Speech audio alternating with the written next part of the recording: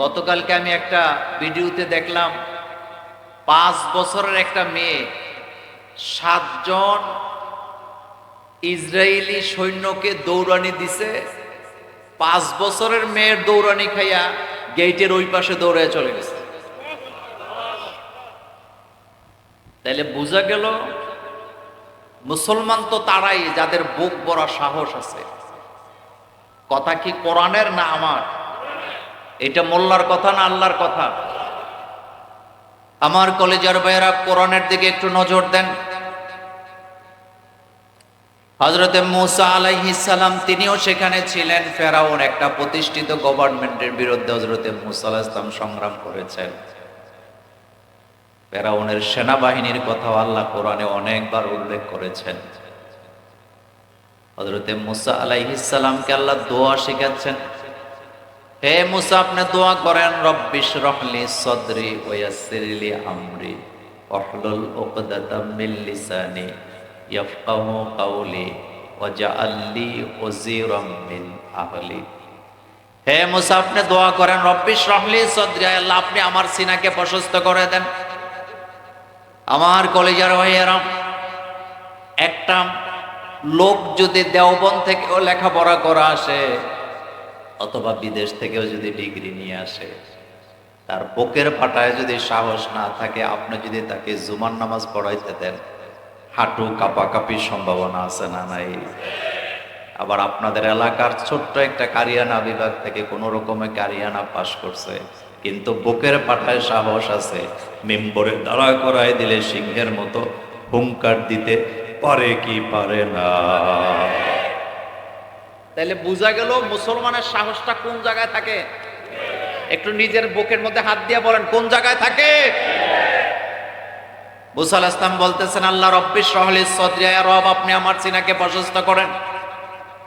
কিন্তু আপনার আমার নবীর ব্যাপার আল্লাহ পাক বলছেন, আলাম নাশরাহ লাকা সাদরা, নবী গো আমি কি আপনার সিনাটা প্রশস্ত করে দেই নাই?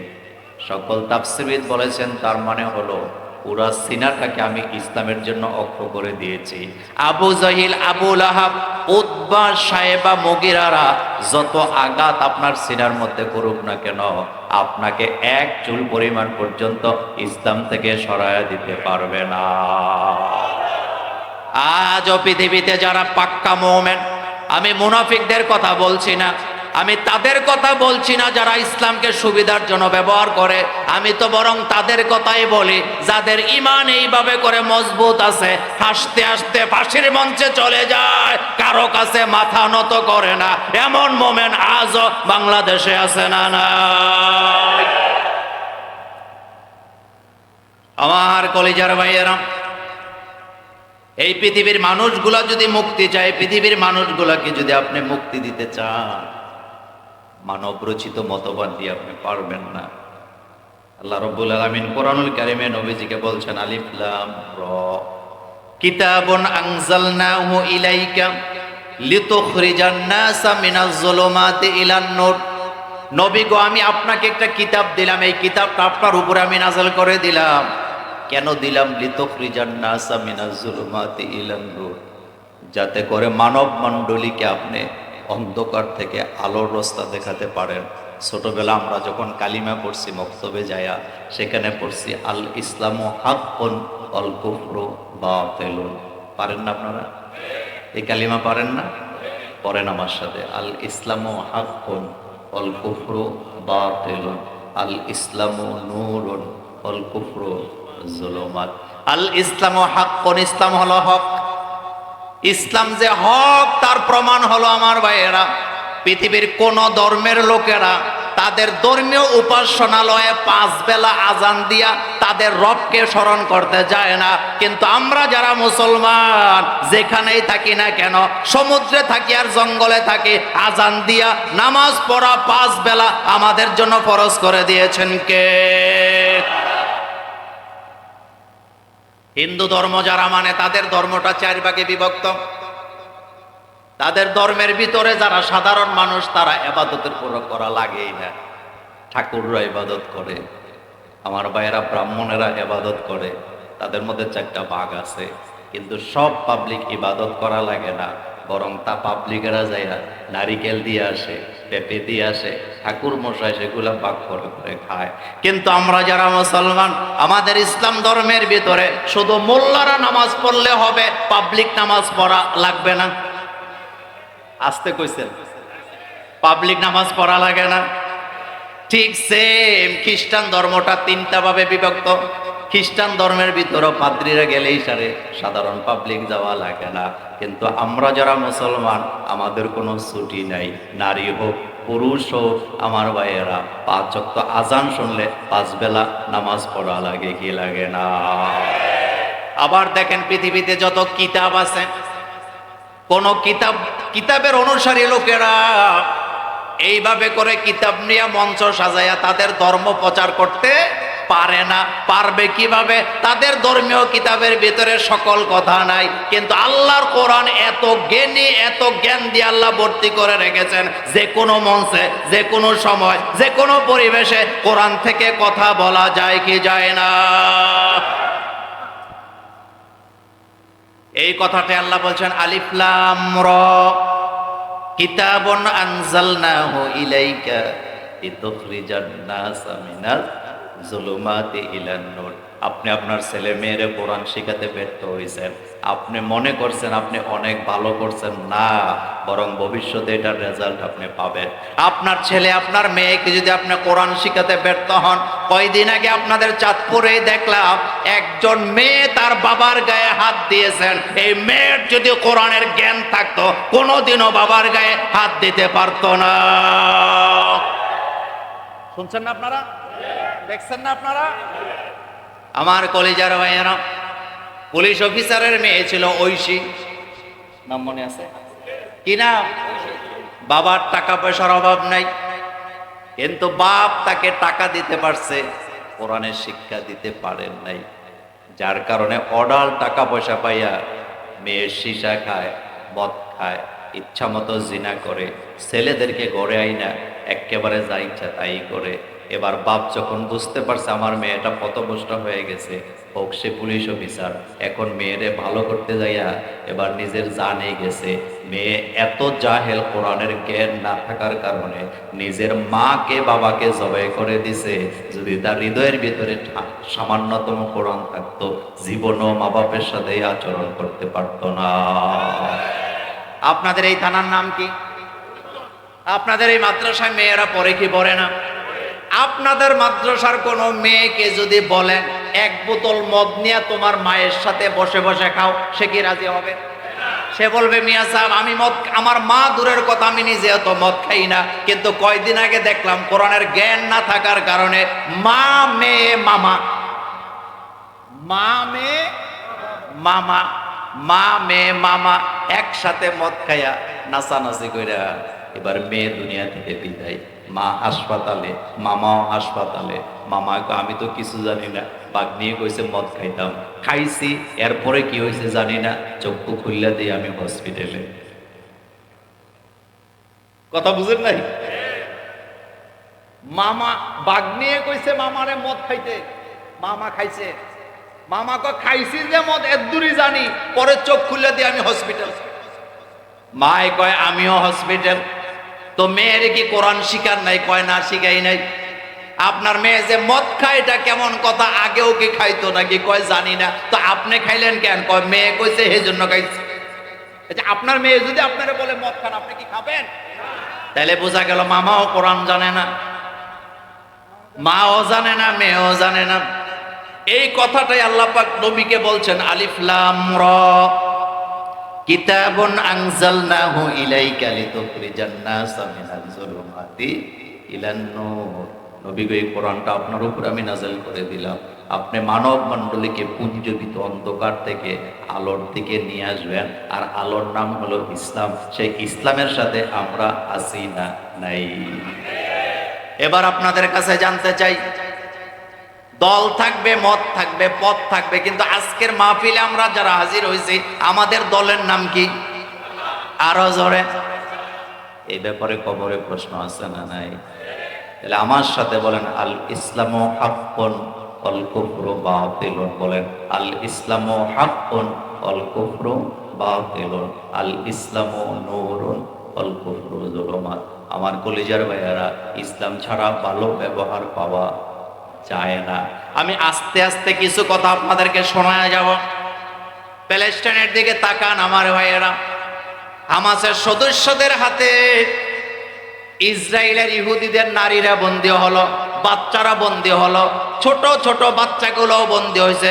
গতকালকে একজন ইসরায়েলি মেয়ে সাক্ষাৎকারে বললেন, আমি যে হামাসের হাতে বন্দী হলাম, আমি মনে করছিলাম আমার ইজ্জত যাবে, আমাকে কষ্ট দিবে, কিন্তু হামাস সদস্যরা শুধুমাত্র মুসলমান হওয়ার কারণে তারা আমাকে আমার বাপের চাইতে, মায়ের চাইতে আরো বেশি নিরাপদে রেখেছে। সুবহানাল্লাহ বড় মিয়া।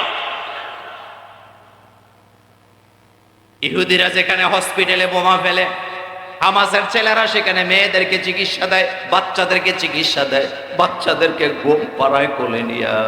আল্লাহর কসম, আল্লাহর কসম, এটা শুধুমাত্র সম্ভব হচ্ছে হামাসের কাছে আল্লাহর কোরআন আছে না। এই কথাটাই নবীজিকে আল্লাহ পাক বলছেন, আলিফ লাম রা কিতাবুন আনজালনাহু ইলাইকা লিতুখরিজান নাসা মিনাজ যুলুমাতি ইলা নূর। নবী গো, আপনার উপরে কোরআন নাযিল করলাম। কেন করলাম? আপনি মানব মণ্ডলীকে পুঞ্জীবিত অন্ধকার থেকে আলোর রাস্তা দেখাবেন। তাইলে বোঝা গেল আলোর রাস্তা যদি পেতে হয় আল্লাহর কোরআন শোনা লাগে কি লাগে না? আমার কথায় কেউ কষ্ট পাবেন না, কথাটা বোঝার চেষ্টা করেন। আল্লাহ নবী বলেছেন, মান ক্বালা ফিল কুরআনি বিগাইরি ইলমিন ফালিয়াতাবাওয়া মাকাদাহু মিনান নার। কোরআনের জ্ঞান নাই এমন লোক দিয়া যদি তোমরা কথাবার্তা বলাও অথবা ওয়াজ করাও, জাহান্নামে ঠিকানা আছে না নাই? কিন্তু ইদানিং কিছু মাহফিল বাইর হয়েছে, ইদানিং কিছু বক্তা বাইর হয়েছে, বক্তার ভাষার ঠিক নাই, রুচির ঠিক নাই, কথাবার্তার ঠিক নাই, কথার মধ্যে কোনো দলিল নেই। আচ্ছা, আপনাদের কাছে জানতে চাই, ইসলাম কি কিচ্ছা কাহিনী দিয়া চলে না কোরআন হাদিসের দলিল দিয়া চলে? কি দিয়া চলে? ইসলাম চলে কোরআন হাদিসের দলিল দিয়া, হাসি দিয়া, তামসা দিয়া, গান দিয়া, জিকির দিয়া, রবীন্দ্রসঙ্গীত দিয়া ইসলাম চলে না। কিন্তু আপনারা মাহফিল করায় নাচানাচি দেন, এমন মাহফিল আমার বাংলাদেশে আছে না নাই? একজন কবি বলেছেন, শুনতে শুনতে নেগমা হায় মাহফিলে বেদাত কো, শুনতে শুনতে নেগমা হায় মাহফিলে বেদাত কো, কান বয়রা হো গই হে দিল বহুত মজা হোনে কো।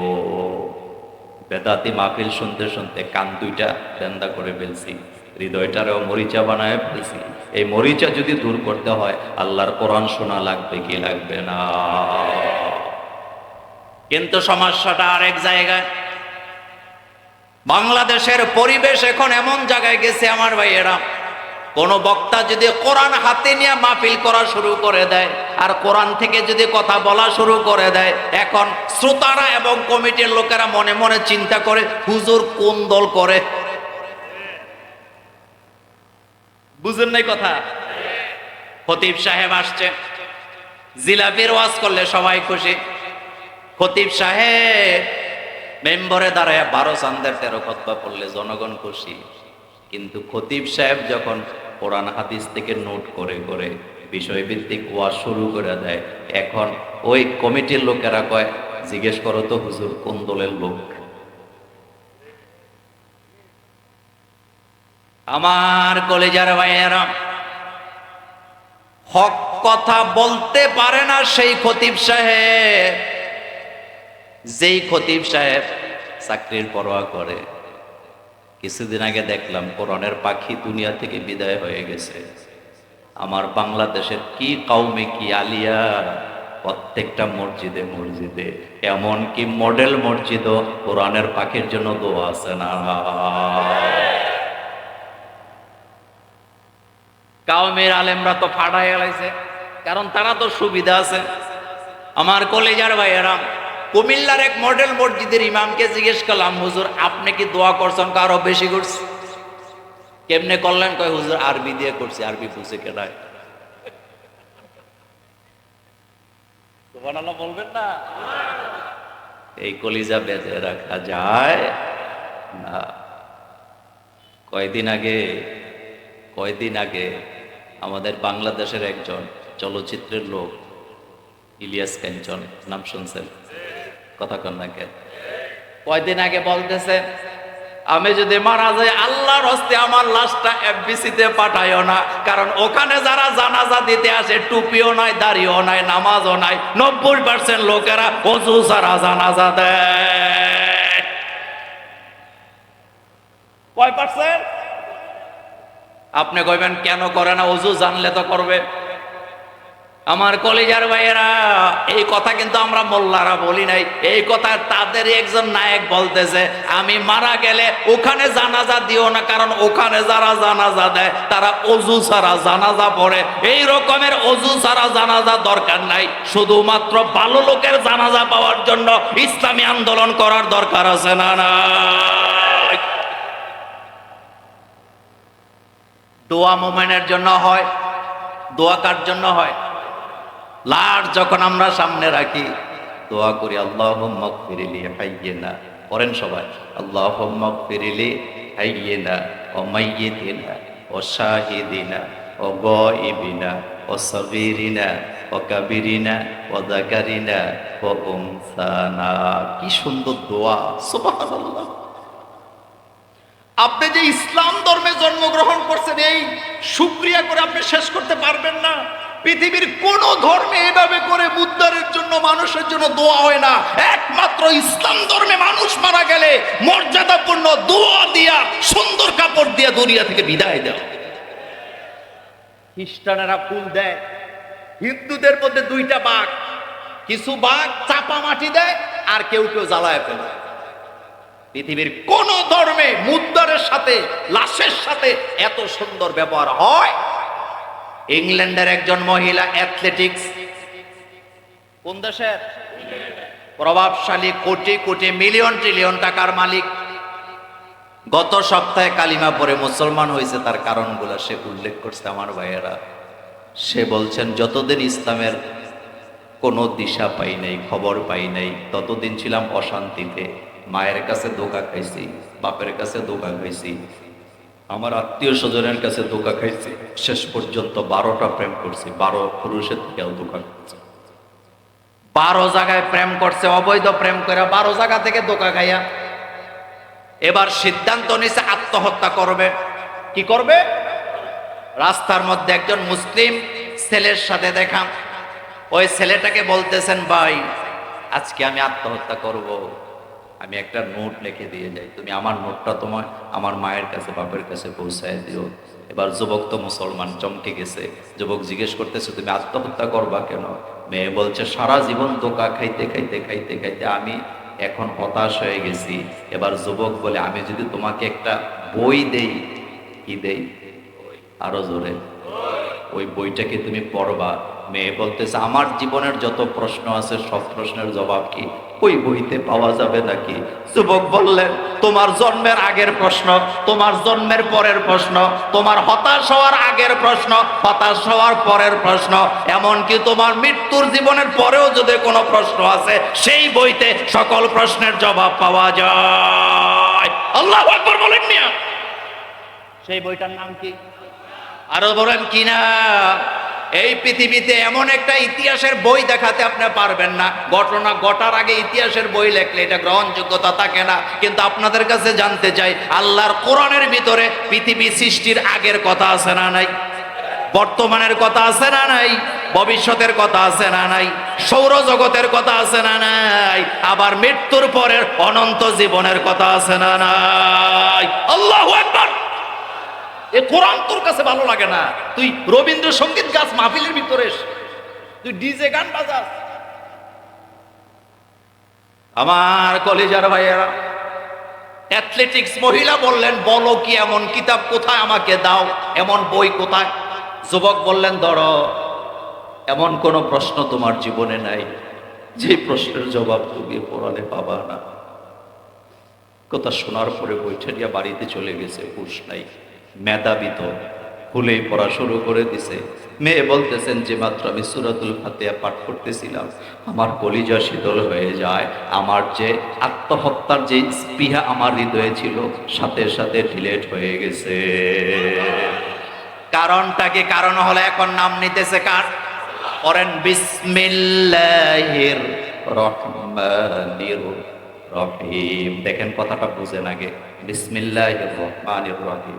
মেয়ে পড়তেছে, আমি শুরু করতেছি ওই আল্লাহর নামে যিনি দাতা ও দয়ালু। সুবহানাল্লাহ ভাই, জয় গুরু। যিনি দাতা ও দয়ালু। দাতা, দয়ালু। দাতাটা দুনিয়ার জন্য আর দয়ালুটা আখেরাতের জন্য। সুবহানাল্লাহ আসে না? দাতাটা দুনিয়ার জন্য, দুনিয়ার জন্য মানে ইহুদিরা, খ্রিস্টানেরা, নাসারারা, মাজ্জাসিরা, অথবা এমন কোন লোক যদি থাকে যে আল্লাহ সৃষ্টিকর্তায় বিশ্বাস করে না, তাকে বোধহয় আল্লাহ দাঁত দেয় না, কথা কয় না, কান দেয় না, বউ দেয় না, ছেলে দেয় না, মেয়ে দেয় না। দেয় আমার ভাইয়েরা, তবে এটা শুধুমাত্র রব হিসাবে দুনিয়াতে দেয়, কিন্তু যারা ঈমান আনে তাদের জন্য আখেরাতে অফুরন্ত নিয়ামত আল্লাহর আছে না নাই? ঈমান যারা আনবে না, খেয়াল করেন, ঈমান যারা আনবে না তারা দুনিয়াতে পাবে যা প্রয়োজন সব পাবে, যেহেতু তিনি রব, তিনি সৃষ্টিকর্তা, তিনি প্রতিপালন করেন। কিন্তু ঈমান যারা আনবে তাদের জন্য দুনিয়াতেও আছে, আখেরাতেও। মেয়ে বলতেছেন আমি যখন দেখলাম যে তিনি দাতা ও দয়ালু, আমার কলিজা শীতল হয়ে যায়, আমার মন চেঞ্জ হয়ে গেছে। আমি পড়তেছি আলহামদুলিল্লাহি রাব্বিল আলামিন। পড়তে ইচ্ছা করে না? পড়েন আলহামদুলিল্লাহি রাব্বিল আলামিন। প্রশংসা কার? সকল প্রশংসা কার? এবারে ওই মেয়ের পুরা ঘটনা বলবো না। সে বললেন আমি কোরআন যত পড়ি আমার কলিজা তত শীতল হয়ে যায়। একটা পর্যায়ে দেখলাম রব আমাকে জানায় রাখছেন এই কিতাবের ভিতরে, লা তাকনাতু মির রাহমাতিল্লাহ, ও আমার গোলামেরা আমার রহমত থেকে নৈরাশ হয়ো না। এটা পড়ার পরে আমি সিদ্ধান্ত নিলাম এত সুন্দর কিতাব ছেড়ে দেওয়া যায় না। ওই যুবককে বের করে কালিমা পড়ে মুসলমান হয়ে গেল। আল্লাহু আকবার বলেন।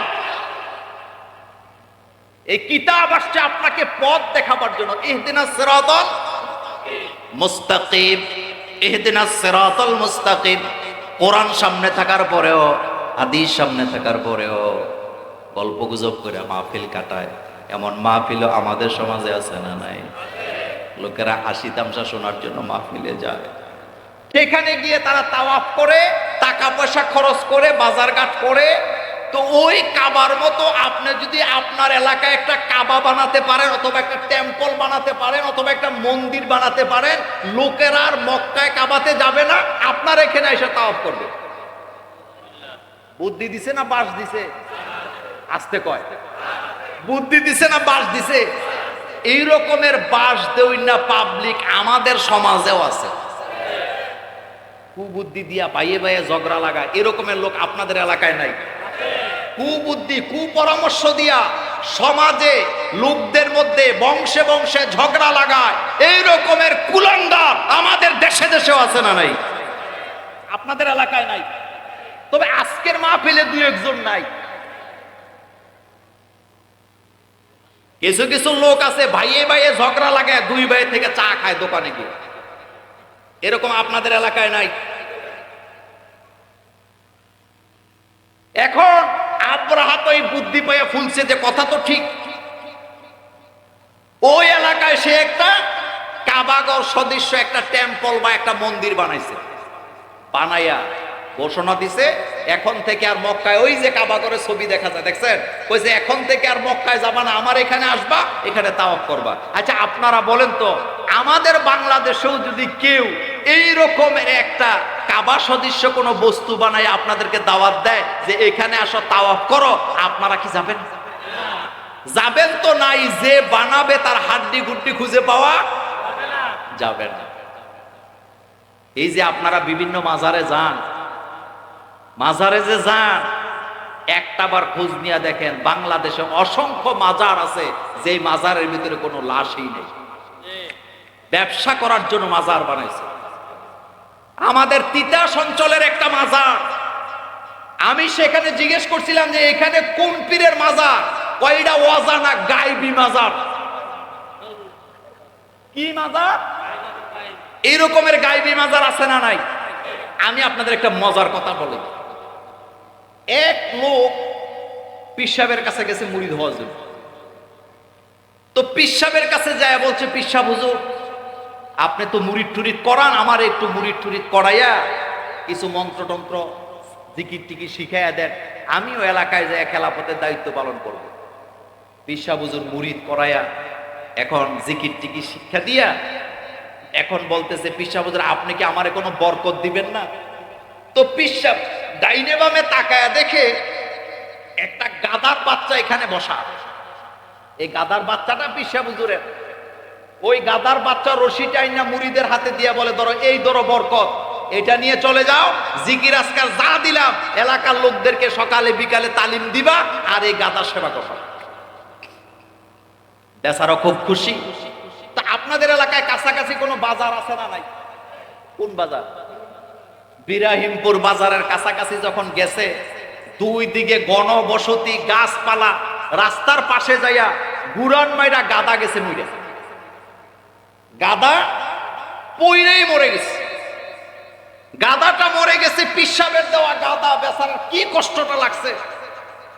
লাল কাপড় ছিল সাথে একটা, গাদাটা মরে রাস্তার পাশে পড়ছে, ওই গাদাটার উপরে লাল কাপড়টা দিয়া বেচারা কান্না করতেছে যে পীর সাহেবের দেওয়া গাদা এই যে মরে গেল, আমার উপায়টা কি এখন? আমি কোন বিপদে, কোন গজব আমার উপরে নাযিল হলো?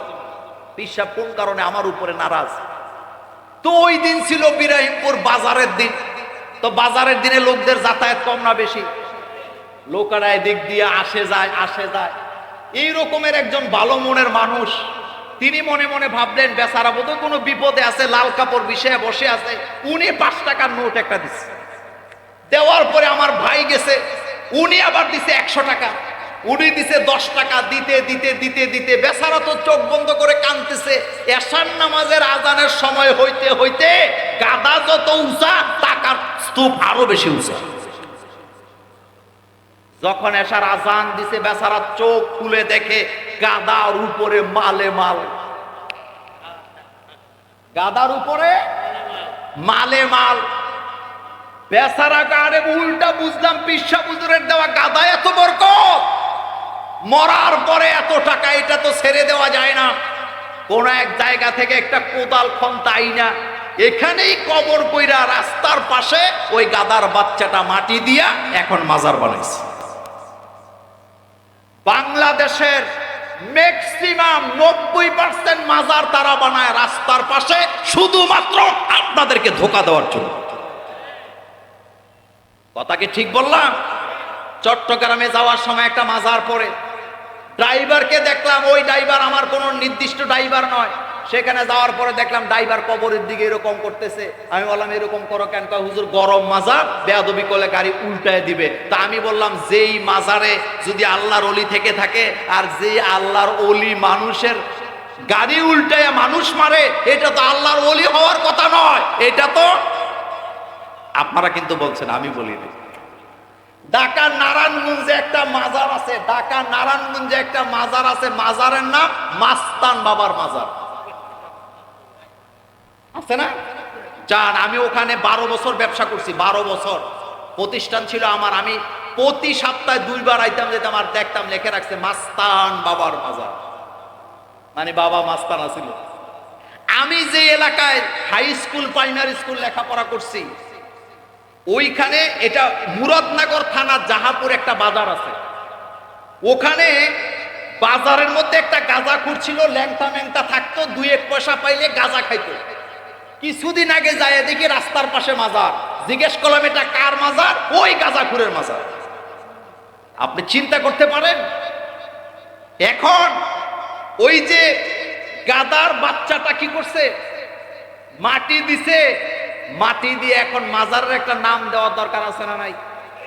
মাজারের নাম দিছে হযরত বাবা গেদু শাহের মাজার। কি মাজার? মাশাআল্লাহ টাকার অভাব নাই, কোটি কোটি টাকা। মিম্বর বানাইছে, মেহরাব বানাইছে, উপরে গম্বুজ বানাইয়া এত সুন্দর। পিসাবের কথা আর মনে নাই। কিছুদিন পরে পিসাব আরেকজনকে বলতেছে, কিরে অমুকরে খেলাফত দিলাম, তার তো কোনো খোঁজ খবর নাই। কয় হুজুর হে এখন আপনার চাইতে আরো কোটিপতি, আরো বড় পিসাব।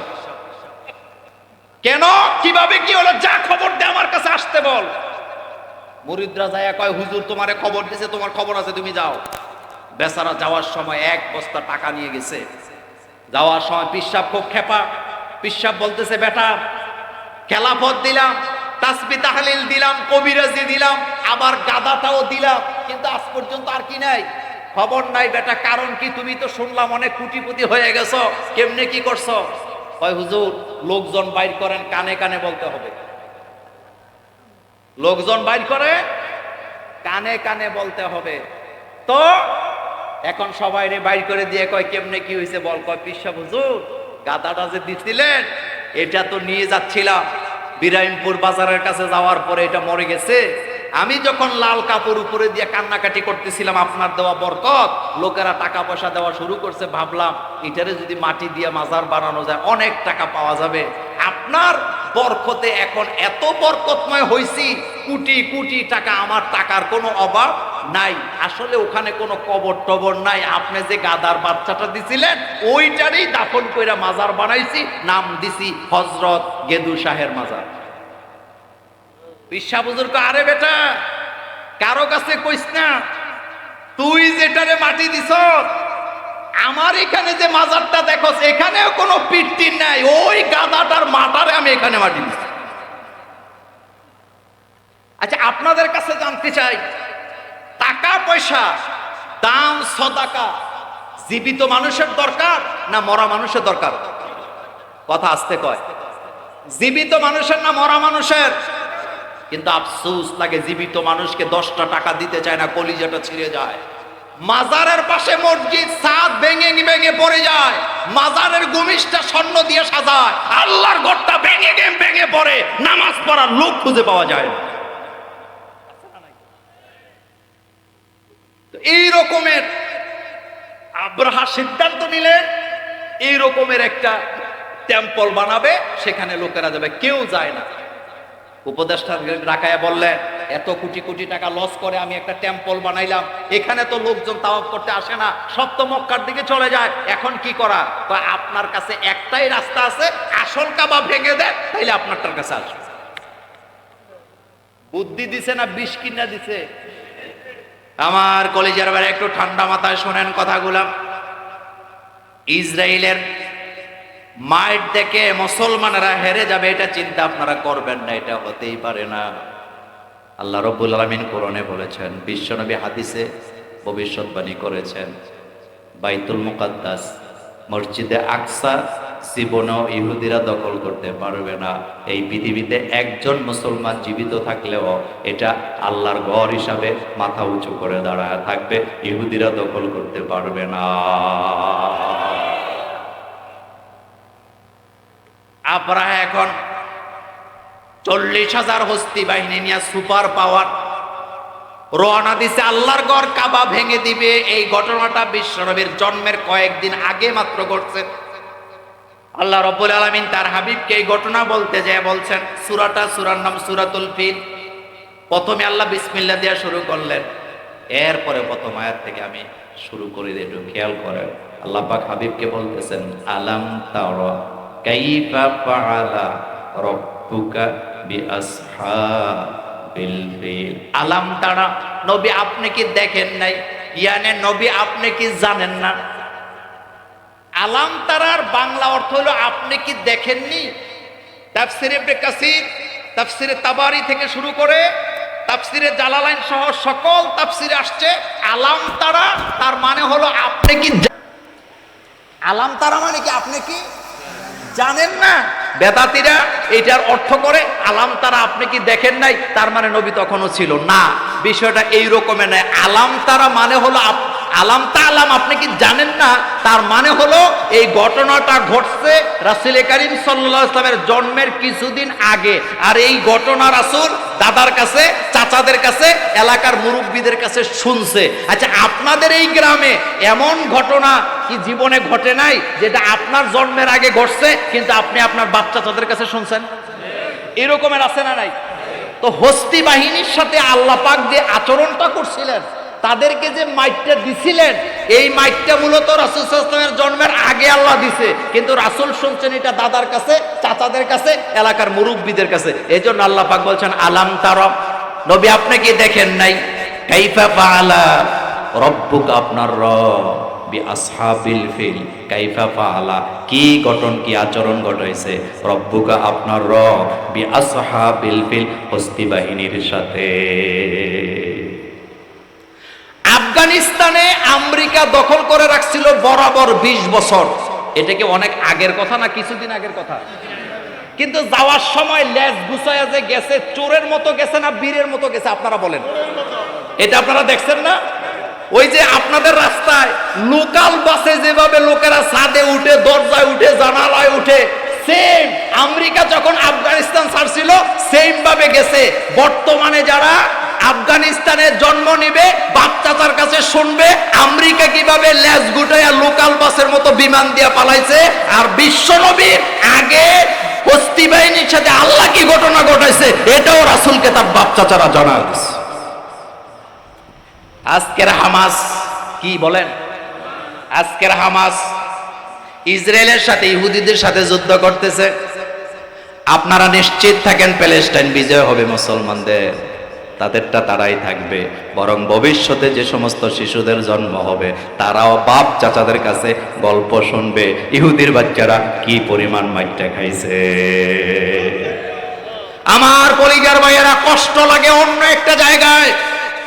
যেই সময় প্যালেস্টাইনের হসপিটালে ইসরায়েলের ইহুদিবাদীরা বোমা মেরে রোগী পর্যন্ত হত্যা করতেছেন, যেই সময় শিশু বাচ্চাদেরকে হত্যা করা হয়, যেই সময় 7 বছরের ছেলেকে রাস্তায় পেয়া প্যালেস্টাইনে জন্ম নেওয়ার অপরাধে কুপিয়ে হত্যা করা হয়, সেই সময় আমাদের বাংলাদেশে কিছু শায়েখ, রোমালোলা শায়েকেরা ফতোয়া দিয়ে যাচ্ছেন যে আফগানিস্তানে কি বলে প্যালেস্টাইনে যে যুদ্ধ হচ্ছে সেই জায়গার এই যুদ্ধের বীজ যিনি বপন করেছিলেন সালাউদ্দিন আইয়ুবীর আকীদা ঠিক নেই।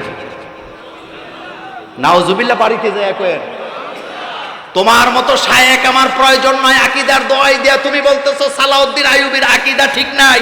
সালাউদ্দিন আইয়ুবী একজন ব্যক্তি নয়, সালাউদ্দিন আইয়ুবী পৃথিবীর মুজাহিদদের প্রেরণা, সালাউদ্দিন আইয়ুবী আমাদের অহংকার, সালাউদ্দিন আইয়ুবী আমাদের বিজয়ের অহংকার।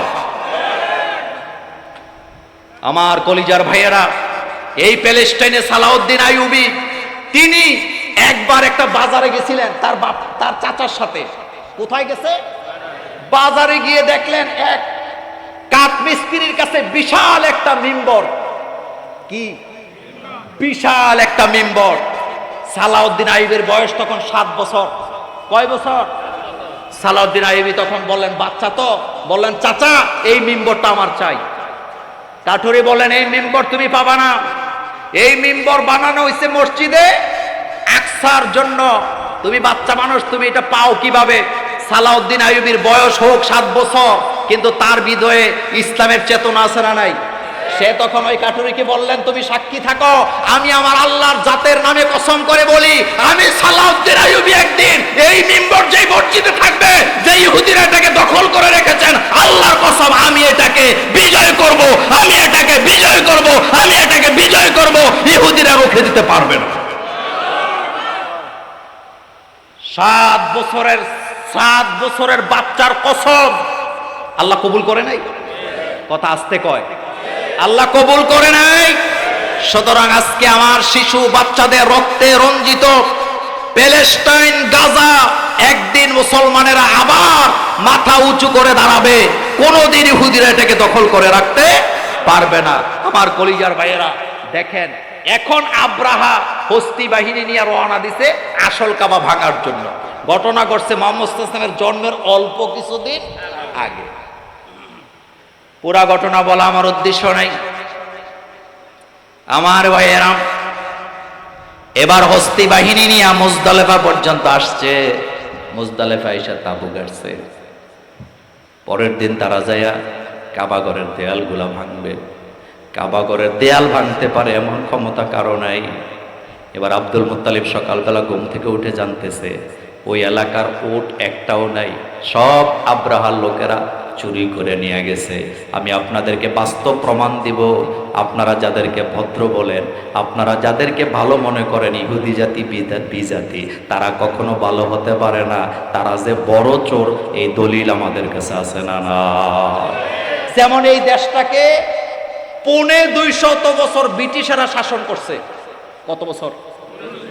এই 250 বছর শাসন কইরা আমাদের উপমহাদেশে যত সম্পদ ছিল সব তারা চুরি করে ইংল্যান্ডে নিয়ে গেছে। এ কথা সত্য না মিথ্যা? সত্য। বাদশাহ শাহজাহান তার যে ময়ূর সিংহাসন বানিয়েছিলেন, ওই ময়ূর সিংহাসনের 1100 কেজি স্বর্ণ ব্রিটিশরা চুরি করছে। তার প্রাসাদের ভিতরে তার 2 মেয়ের জন্য স্বর্ণ দিয়া যে প্রাসাদ বানিয়েছিলেন, ওই প্রাসাদের ছাদগুলো ছিল স্বর্ণের তৈরি, পিলারগুলো ছিল স্বর্ণের তৈরি। ওই স্বর্ণগুলো চুরি করে ব্রিটিশরা নিয়ে গেছে। বাদশাহ শাহজাহানের ময়ূর সিংহাসন নাম শুনছেন? কি সিংহাসন? ওই ময়ূর সিংহাসনের ময়ূরের চোখের মধ্যে যে মণি লাগাইছিলেন সেটাও তারা চুরি করে নিয়ে ইংল্যান্ডের রানীর মুকুট বানাইছে। তাহলে তারা কি ভালো না চোর? বিজাতিরা আগেও চোর ছিল, এখনো চোর, ভবিষ্যতেও। আপনি আশ্চর্য হবেন ব্রিটিশরা কত বড় চোর। হযরত উসমান রাদিয়াল্লাহু তাআলা আনহুর হাতের লেখা কোরআনটা পর্যন্ত ব্রিটিশরা চুরি করে তারা তাদের মিউজিয়ামে নিয়ে রাখছে। আজকের পত্রিকায় পড়লাম ব্রিটিশদের ইংল্যান্ডের বর্তমানে সবচেয়ে জনপ্রিয় নাম হচ্ছে আপনার আমার নবী মুহাম্মদুর রাসূলুল্লাহ সাল্লাল্লাহু আলাইহি ওয়াসাল্লাম। সুবহানাল্লাহ বলতে ইচ্ছা হয় না? আমার কলিজার ভাইয়েরা, আপনার আমার নবী তিনি কি আঞ্চলিক নবী না বিশ্ব নবী? তিনি কি আঞ্চলিক নেতা না বিশ্ব নেতা? আল্লাহ কোরআনে বলছেন ওরফানা লাকা যিকরাক, হাবিব দুনিয়ার 1 ইঞ্চি মাটি বাকি থাকবে না যেখানে আপনি নবীর জিকির হবে না। আজকের পৃথিবীতে সব জায়গায় আল্লাহ রাসূলের নাম আছে না? নাম। যত বড় বিপ্লবী নেতা হোক, কান পেতে শুনেন, আজকে তো দেখলাম সিনেমা দেখা কান্দার একটা প্রতিযোগিতা বাংলাদেশে চলছে। বলবো না, বাসুরের নাম নেওয়া নিষেধ, কিন্তু সিনেমা দেখে যে অভিনয় চলতেছে, সিনেমা থেকে যেই পরিমাণের কান্না শুরু হয়েছে, কান্নারও আবার সাইজ নাই। একজন কাঁদে ও, আরেকজন তো তুই গু খা। পৃথিবীর ইতিহাসে যত বড় নেতা হোক 100-200 বছর পরে আর খুঁজে পাওয়া যায় না তাদের নাম। কিন্তু বিশ্বনবী দুনিয়া থেকে বিদায় হয়েছে 1500 বছর হয়ে গেছে, দিনে দিনে আল্লাহ নবীর নাম বাড়ে না কমে। বাংলাদেশে যদি 7 লক্ষ মসজিদ আপনি বলেন, শুধু বাংলাদেশে যদি 7 লক্ষ মসজিদ আপনি বলেন, 7 লক্ষ মসজিদে আজান হয় 35 লক্ষ বার, প্রতি আজানে বিশ্বনবীর নাম নেওয়া হয় 2 বার, তাহলে 35 লক্ষ আজানে 70 লক্ষ বার আমার নবীর নাম নেওয়া হয়। তাহলে সারা পৃথিবীতে আজান আছে না নাই? জাপানে বোধহয় আজান নাই, ইংল্যান্ডে বোধহয় আজান নাই। আমার কলিজার ভাইয়েরা, আজকে আমি একটা ভিডিও দেখে আশ্চর্য হলাম। ফিলিপাইনের একটা দ্বীপ, কোন দেশ কইলাম? ফিলিপাইনের একটা দ্বীপ যেখানে মানুষেরা ভয়ে যায় না। আপনার স্পিড বোটে গেলে ওখানে 18 ঘন্টা পানির উপরে থাকা লাগে। ওই রকমের দ্বীপে আমাদের বাংলাদেশের একজন লোক যায়া দেখলেন ওই এলাকার 100% লোকেরা মুসলমান। তিনি তখন আফসোস করে বললেন, ইসলামে তো পাওয়ারফুল, এত দূরে ফিলিপাইনের বিচ্ছিন্ন দ্বীপের মধ্যে ইসলাম আসলো কিভাবে? আমার তখন ওই আয়াত মনে পড়ছে, বিশ্ব নবীর ব্যাপারে আল্লাহ বলছেন ওরফানা লাকা যিকরাক, হাবিব পৃথিবীর 1 ইঞ্চি মাটি বাকি থাকবে না যেখানে আপনি মুহাম্মদ সাল্লাল্লাহু আলাইহি ওয়াসাল্লামের নাম নেওয়া হবে না। আর আমাদের দেশের বেদাতি কিছু মোল্লা আছে, আমার নবীরে বিশ্ব নবী বলা যাবে না। আচ্ছা আপনারা বলেন, আমার নবী কি আঞ্চলিক নবী না বিশ্ব নবী? আমার নবী কি নির্দিষ্ট কোন যুগের নবী না আজীবন নবী?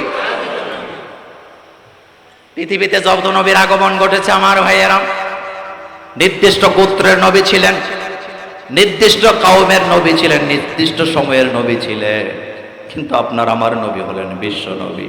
এই ব্যাপারে আল্লাহ বলছেন ওরফানা লাকা যিকরাক। সারা পৃথিবীতে আল্লাহর নাম যেখানে আছে নবীর নাম আছে না না। সেই নবীর জন্মের আগের ঘটনা, আব্দুল মুত্তালিব যাদেরকে নিয়ে আসছে তারা কি ভালো মানুষ না চোর?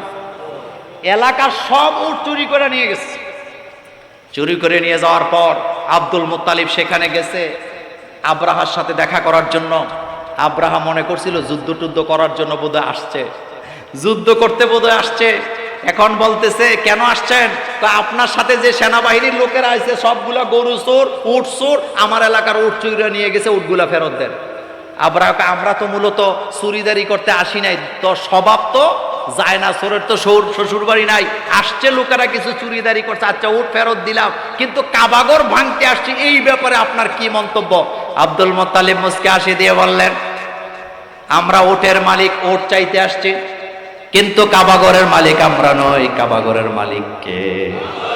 সুতরাং কাবার মালিক তুমি যদি কাবাগর ভাঙতে চাও, তোমার সাথে আচরণ কি করবেন কাবার মালিক সিদ্ধান্ত নিবে। আব্রাহা কয় তাহলে আপনি কে? আমি হইলাম কাবার কেয়ারটেকার। সুবহানাল্লাহ বলবেন না? আমি হইলাম কাবার, আমরা তালা লাগাই আর তালা খুলি। এখন আপনারা বলেন মসজিদ মাদ্রাসার মালিক কি মোল্লারা না আল্লাহ? এটার সাথে বেয়াদবি করলে অস্তিত্ব থাকবে? চিল্লায় বলা থাকবে? মায়ের চেতে মাসির দরদ বেশি। আব্রাহা কয় আসছিলাম কাবাগর ভাঙতে, কিন্তু আপনি তো ছেড়ে দিলেন উপরওয়ালার কাছে। ঠিক আছে আপনি চলে যান, আগামী দিন সকালবেলা ভোর রাত্রে যে আমি কাবাগর ভাঙবো। আল্লাহ কয় তোর পরিকল্পনার উপরে আমার পরিকল্পনা আছে না না। ইন্নাহুম ইয়াকিদুনা কাইদাও ওয়া আকিদু কাইদা ফামাহিলিল কাফিরিনা আমহিলহুম রুয়াইদা। আব্রাহা মনে করেছিলেন আমার কলা কৌশল কাজে লাগবে। আপনাদের কাছে জানতে চাই, ওস্তাদের মায়ের হ্যাঁ দিনে না রাত? দিনে না রাত? এবার একটু তেলাওয়াত করেন। আল্লাহ বলতেছেন আলাম তারা, সবাই আলাম তারা কাইফা ফাআলা রাব্বুকা বিআসহাবিল ফিল। নবী গো আপনি কি দেখেন নাই হস্তি বাহিনীর সাথে আপনার রব কি আচরণটা করছিলেন? আলাম ইয়াজআল কাইদাহুম ফি তাদলিল ওয়া আরসালা আলাইহিম তায়রান আবাবিল। পড়েন ওয়া আরসালা আলাইহিম তয়রান আবাবিল। মদ খাইয়া রাতের বেলা ফুর্তি করতেছে, সকালে যায় ভোর রাত্রে যায় কাবাগরের দেয়ালগুলি ভেঙে দিবে। আল্লাহ রাব্বুল আলামিন বললেন ওয়া আরসালা আলাইহিম তয়রান আবাবিল। আবাবিল মানে হলো যাকে যাকে। অনেক মুফাসসির বলছেন আবাবিল কোনো পাখির নাম নয়, আবাবিল হলো যাকে যাকে। তয়রান আবাবিল, যাকে যাকে পাখি পাঠায় দিলাম, যেই পাখিগুলো ছিল সাইজে হাতির চাইতে বড়। চুপ করে আছে। হাতির চাইতে বড়, মাত্র 2 ইঞ্চি, মাত্র। সুবহানাল্লাহ আসে না? এখন আপনারা খেয়াল করেন, এত বড় হস্তি বাহিনী, তাও 40,000 হস্তি বাহিনীর বিরুদ্ধে আল্লাহ যাকে যাকে পাখি বানাইছে, যে পাখিগুলার সাইজ হলো মাত্র 2 ইঞ্চি। এই 2 ইঞ্চি পাখিগুলা আল্লাহর অর্ডার নিয়া মসুরির ডালার মতো শুকনা মাটি, যেই মাটিকে পোড়া দিলে লাল হয়ে যায়, এরকমের বিচি নিয়া উড়ে উড়ে এসে তাদের উপরে ছেড়ে দিলেন। আমার আল্লাহ রাব্বুল আলামিন বললেন এই ছোট ছোট পাথরগুলা পারমাণবিক বোমার চাইতে আরো শক্তিশালী হয়ে গেল। নিউটনের একটা সূত্র হলো অসংখ্য ক্ষুদ্র ক্ষুদ্র শক্তিকে যদি এক জায়গায় করা হয়, এটা তখন কিসে পরিণত হয়? পারমাণবিক শক্তিতে। কিসে? পারমাণবিক শক্তিতে পরিণত হয়। আর মুসুরির বিচির মতো ছোট ছোট 3টা করে বিচি নিয়া 1.5 ইঞ্চি 2 ইঞ্চি পাখিগুলা যাকে যাকে হস্তি বাহিনীর উপরে এসে যখন পড়লেন, আল্লাহ বলেন আমি তাদেরকে বুঝি বানায় দিলাম। ওয়া আরসালা আলাইহিম, পরে সবাই ওয়া আরসালা আলাইহিম তয়রান আবাবিল তারমিহিম বিহিজারাতিম মিন সিজিল, তাদেরকে বশী বানায় দিলেন কে? সে আল্লাহ বোধহয় আজ আর নাই, আজ বোধহয় নাই। সেই বাস্তব প্রমাণ আপনি প্যালেস্টাইনের দিকে তাকায় দেখেন, ইহুদিরা বিমান নিয়ে বিমান মারে, তাদের প্রযুক্তি, তথ্য প্রযুক্তি এত উপরে, এত উপরে। আজকেও নিউজে দেখলাম তাদের প্রযুক্তি দিয়া ওই যে আমাদের হামাস বাহিনীরা টানেল বানাইছে, প্রযুক্তি দিয়া টানেল খুঁজে পাওয়া যায় না। সুবহানাল্লাহ ভাই, জয় কইেন। আরো মজার কথা বলি, ইহুদিরা মিসাইল বানায় বিশাল বিশাল ধাতু দিয়া, পারদ দিয়া বানায় বানায় মারে, আর আমার প্যালেস্টাইনের হামাস বাহিনী মিসাইল বানায় প্লাস্টিকের পানির পাইপ দিয়া। সুবহানাল্লাহ ভাইজিয়া, কি দিয়া প্লাস্টিকের পাইপ দিয়া মিসাইল বানায়। প্লাস্টিকের পাইপের আঘাতে ইসরায়েলের ট্যাঙ্কগুলা ধ্বংস হয়ে তছনছ হয়ে যাচ্ছে। মার চাইতে মাসির দরদ বেশি। এখন কিছু হইতে না হইতে আমেরিকা বা রণতরী পাঠাইছে। কি পাঠাইছে? তবে রণতরী পাঠাইয়া এখন পড়ছে আরেক বিপদে। এখন কয় না, আমরা তো যুদ্ধ করার জন্য পাঠাই নাই, আমরা মূলত পাঠাইছি শান্তি, কি বলে, শান্তি প্রতিষ্ঠা করতে চাই, যাতে দুই দেশের যুদ্ধ টুদ্ধ না হয়। আমার কলিজার বেড়া পড়েন, ও আরো সালা পড়েন সবাই, ও আরো সালা আলাইহিম তায়রান আবাবিল। এমন জায়গা প্যালেস্টাইন, মসজিদে আকসা যেই জায়গায় দাঁড়ায় নামাজ পড়েছেন আমার বাবা ইব্রাহিম আলাইহিস সালাম। বাংলাদেশে কত ধরনের মোল্লা বাইরেছে এখন। ওই দিন এক মোল্লা তার বক্তৃতাতে দেখলাম বলতেছে হযরত ইব্রাহিম আলাইহিস সালাম নাকি ইহুদি ছিল। নাউজুবিল্লাহর আওয়াজ আরো আস্তে হোক। আচ্ছা, আপনাদের কি মনে হয় হযরত ইব্রাহিম আলাইহিস সালাম কি ইহুদি ছিল? মুসা আলাইহিস সালাম কি ইহুদি ছিল? ইয়াকুব আলাইহিস সালাম কি ইহুদি ছিলেন? দলিল কোরআন থেকে নিয়ে যান, আলেম ওলামারা এখানে আছেন। আল্লাহ রাব্বুল আলামিন নিজেই ঘোষণা দিচ্ছেন, মা কানা ইব্রাহিমু ইয়াহুদিয়্যাও ওয়ালা নাসরানিয়্যাও ওয়ালাকিন কানা হানিফাম মুসলিমা ওয়া মা কানা মিনাল মুশরিকিন। আল্লাহ পাক বলছেন আমার ইব্রাহিম ইহুদি ছিল না, নাসারা ছিল না। কথা কি বুঝতেছেন? আল্লাহ বলতেছেন মা কানা ইব্রাহিমু ইয়াহুদিয়্যা ওয়ালা নাসরানিয়্যা, আমার ইব্রাহিম ইহুদি ছিল না, নাসারা ছিল না। আর তুমি মোল্লা সাইদা বলতেছো আমার ইব্রাহিম আলাইহিস সালাম ইহুদি ছিল, তার মানে তুমি ইহুদিদের দালাল হয়ে গিয়েছো। যেই সময় মুসলমানেরা মার খাচ্ছে, তাদের পক্ষে কথা না বলে, তাদের জন্য দোয়া না করে, তুমি যখন বলছো সালাউদ্দিন আইয়ুবীর আকীদা খারাপ, হামাসের আকীদা খারাপ, আমরা বুঝে গেছি তুমি ইহুদিদের দালাল হয়ে গিয়েছো। তোমার মতো মোল্লা আমাদের দরকার নাই, তোমার মতো আকীদাওয়ালা শায়েখের আমাদের কোনো প্রয়োজন নেই। আল্লাহ বলতেছেন আমার ইব্রাহিম আলাইহিস সালাম ইহুদি ছিল না, নাসারা। আমার কলিজার ভাইয়েরা, আমরা যে নামাজ পড়ি, নামাজের ভিতরে ইব্রাহিম আলাইহিস সালামের দোয়া আজও আছে না নাই? কিন্তু আমার জমিন থেকে তোমাদেরকে তারা মুছে দিতে পারবে না। সুবহানাল্লাহ। এই পৃথিবীতে ইসরায়েলের মতো সামরিক এত বাজেট পৃথিবীর কোন দেশের নাই। আমেরিকার বাজেটের ভিতরে ইসরায়েলের প্রতিরক্ষা মন্ত্রণালয়ের জন্য আলাদা আরেকটা বাজেট রাখে। তার মানে হলো সব শিয়ালের এক ডাক, সব শিয়ালের এক ডাক। আমার কলেজার ভাইয়েরা, আমার কলেজার ভাইয়েরা, এত শক্তিশালী বাহিনীর বিরুদ্ধে মুসলমানেরা জেহাদ করে যাচ্ছেন, তাদের কাছে ভালো কোনো অস্ত্র নাই, কিন্তু আল্লাহর সাহায্য আছে না নাই? আপনাদের আবু নসর আশরাফি নিশ্চয়ই আপনাদেরকে এই কথা শোনায় গেছে, আমি নিশ্চিত। এখন আপনাদের কাছে জানতে চাই, মুসলমানেরা সংখ্যা দিয়া বিজয় হয় নাকি ঈমান দিয়া বিজয় হয়? ঈমান, ঈমান, ঈমান। আমানতু বিল্লাহি, পড়েন, আমানতু বিল্লাহি ওয়া মালাইকাতিহি ওয়া কুতুবিহি ওয়া রুসুলিহি ওয়াল ইয়াউমিল আখির ওয়াল কদরি খাইরিহি ওয়া শাররিহি মিনাল্লাহি তাআলা ওয়াল বা'সি বাদাল মাউত। এটা পড়া লাগে কি লাগে না? সবাই পড়েন আমানতু বিল্লাহি। আগের দিনে মক্তবে গেলে ছেলে মেয়েদেরকে 5 কালিমা পড়ানো হইতো। এখন আমাদের কিছু হুজুররা এত অলস হয়েছে, কালিমাটা মুখস্থ করায় না।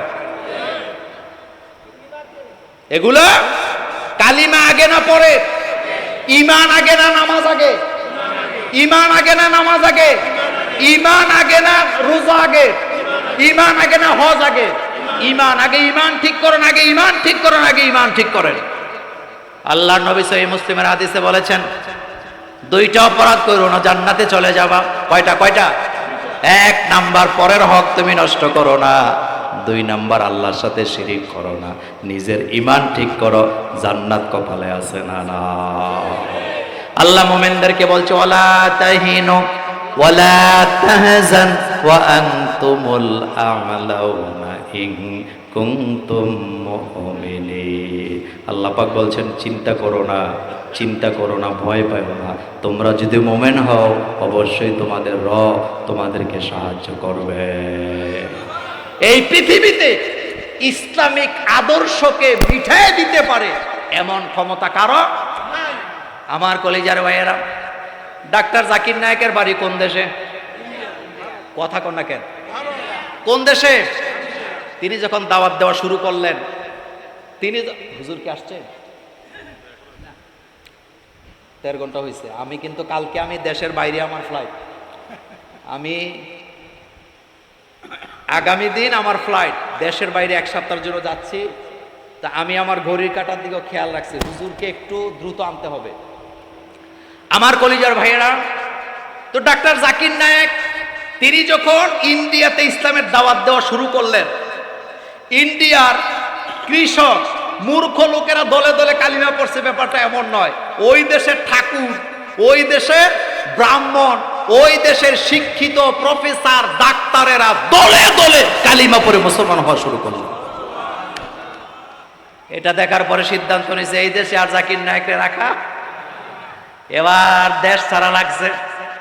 সেম আমার বাংলাদেশে একজন বক্তা এলো, বক্তার নাম কি? আরো জোরে বলেন। মাহফিলে লোক কম না বেশি? এবার তারও বাইর করছে। এবার মামুনুল হকের ব্যাপারে বলি, মামুনুল হকের প্রত্যেকটা চিল্লানির মধ্যে শক্তি আছে না নাই? এখন মামুলরা ঘরের ভিতরে ঢুকায় দিছে, কোরআনের পাখিকেও বিদায় করে দেওয়া হয়েছে। যত মুছে তেল দেন না কেন, একজন মুসলমানও বেঁচে থাকলে ময়দানে আজান আছে না? বর্তমানে ক্রিকেট বিশ্বকাপ হইতেছে কোন দেশে? কথা শোনেন মনোযোগ দিয়া, যুবকেরা শুনে যাও। ক্রিকেট বিশ্বকাপ হইতেছে কোন দেশে? আচ্ছা, ইন্ডিয়াতে। ইন্ডিয়া হলো একটা ধর্ম নিরপেক্ষ মতবাদের রাষ্ট্র। এখন তারা সেকুলারিজমে বিশ্বাসী। এখন আপনাদের কাছে আমি জানতে চাই, পাকিস্তানের একজন ক্রিকেটার আছে, নাম তার রিজওয়ান। কি নাম? নামাজি না বেনামাজি? কেমন ধরনের নামাজি? আজান হয় যেখানে নামাজ পড়ে, এটাই কিন্তু মুসলমানের আলামত। মুসলিমরা আজান হবে যেখানে নামাজ পড়বে। রাসূল করিম সাল্লাল্লাহু আলাইহি ওয়াসাল্লাম আল্লাহর কাছে 5টা জিনিস চাইলেন, তার ভিতরে একটা ছিল, আল্লাহ সারা পৃথিবীর জমিনটাকে তুমি আমার উম্মতের জন্য মসজিদ বানায়া দাও। মূসা আলাইহিস সালামের উম্মতের জন্য যেখানে সেখানে নামাজ পড়া জায়েজ নাই। ইব্রাহিম আলাইহিস সালামের উম্মতের জন্য যেখানে সেখানে নামাজ পড়া জায়েজ নাই। ঈসা আলাইহিস সালামের উম্মতের জন্য যেখানে সেখানে সিজদা দেওয়া জায়েজ নাই। কিন্তু মুহাম্মদ সাল্লাল্লাহু আলাইহি ওয়াসাল্লামের উম্মতের জন্য নামাজের সময় হবে যেখানে, নামাজ হবে সেখানে, আজান হবে সেখানে। এটা হোক খেলার মাঠ, হোক সেটা ফসলের মাঠ। কথা কি সত্য না মিথ্যা?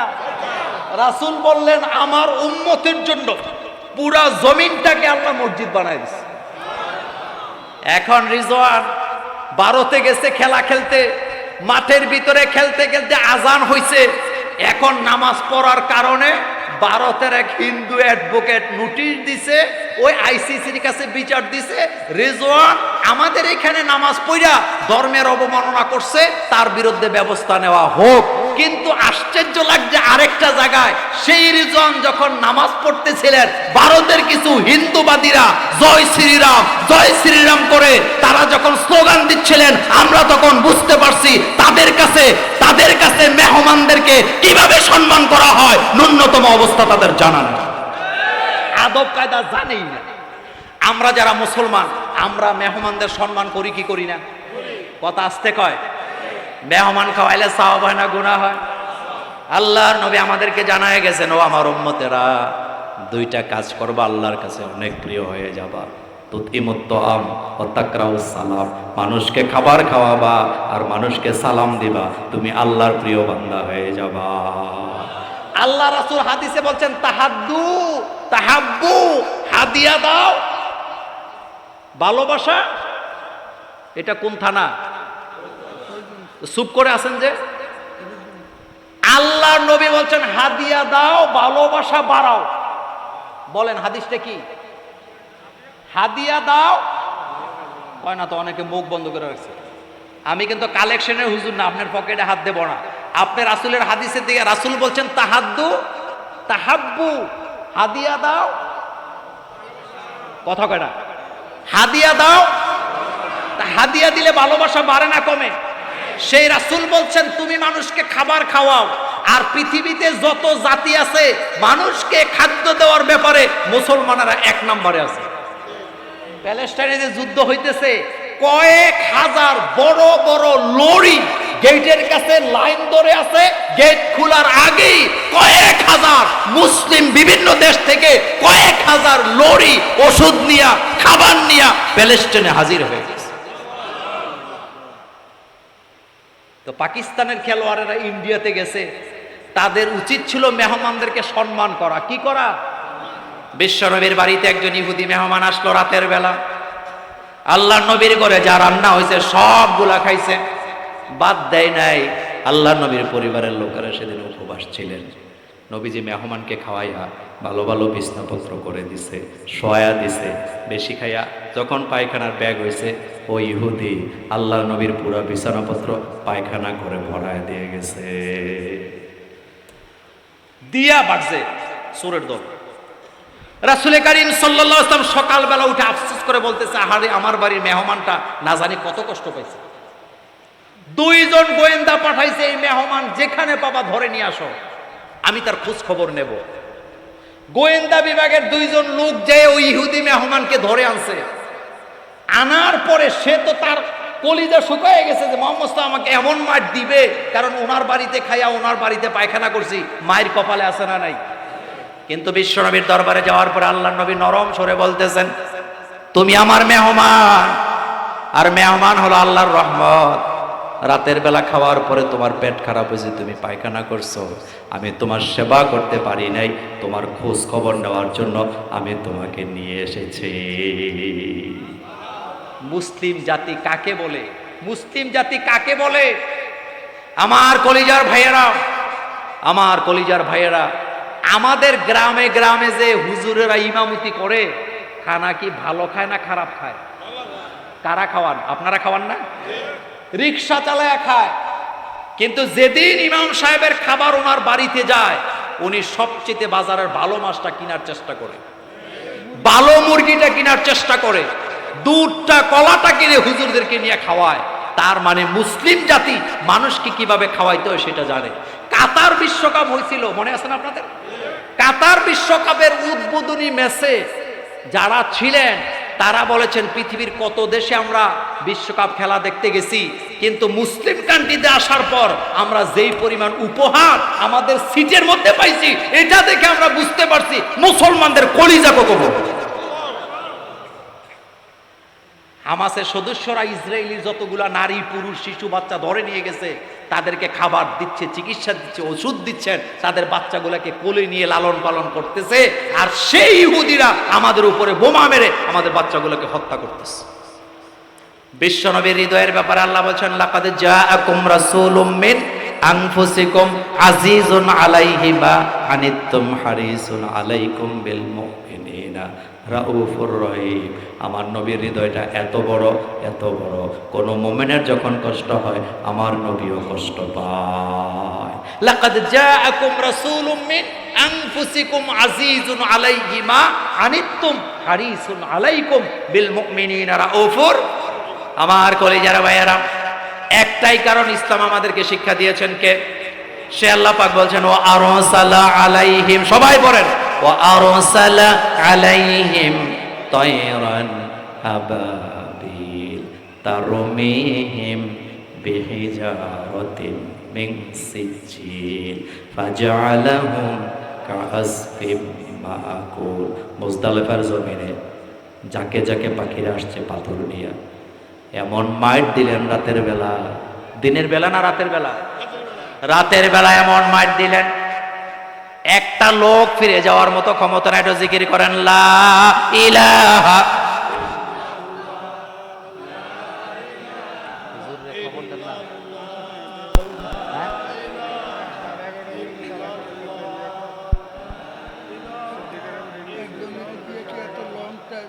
আমি গরমে গাইমা ভিতরে ভিজে গেছি। আমি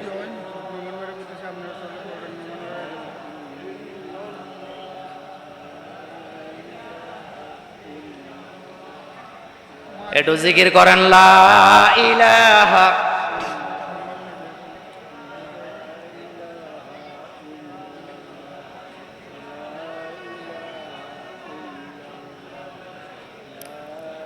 জেনারেটর আসেনি,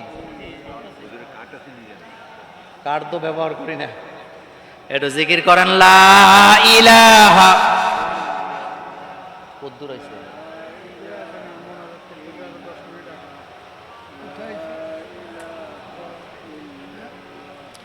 লা ইলাহা।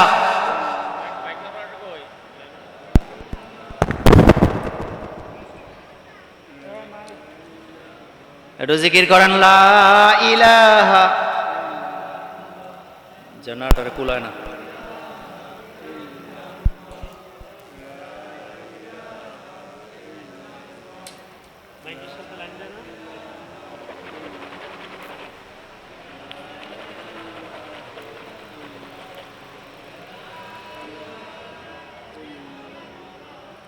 লা ইলাহা লা ইলাহা ইল্লাল্লাহু মুহাম্মাদুর রাসূলুল্লাহ সাল্লাল্লাহু আলাইহি ওয়াসাল্লাম। সে আল্লাহ রাব্বুল আলামিন আমাদের জন্য আজ আসানা। আমার কলেজের ভাইয়েরা কাবাঘর ভাঙতে পারলো না, আপনারা অস্থি বাহিনী নিয়ে আইসা। এবার দেখেন 1.5 ইঞ্চি আবাবিল পাখি অথবা যাকে জাগে পাখি আসলো। যেই পাখিগুলা হাতির তুলনায় ছোট না বড়? কত ছোট? কত ছোট? নগণ্যর চাইতে আরো নগণ্য। হাতির কানের ভিতরে কয়েক হাজার আবাবিল ঢুকতে পারবে, কিন্তু হাতি দিয়া কোনো লাভ হয় নাই আমার ভাইয়েরা। সে আল্লাহ পাক বলছেন তারমিহিম বিহিজারাতিন মিন সিজ্জিল। আপনারা গরুরে কি খাওয়ান? গরুকে আপনারা কি খাওয়ান? ভুসি খাওয়ান না? আল্লাহ পাক বলছেন আমি তাদেরকে এমন মাইট দিলাম ছোট্ট ছোট্ট পাথর দিয়া, পশুদেরকে যেমন ভুসি খাওয়ানো হয় তাদেরকে আমি ভুসি বানায় দিলাম।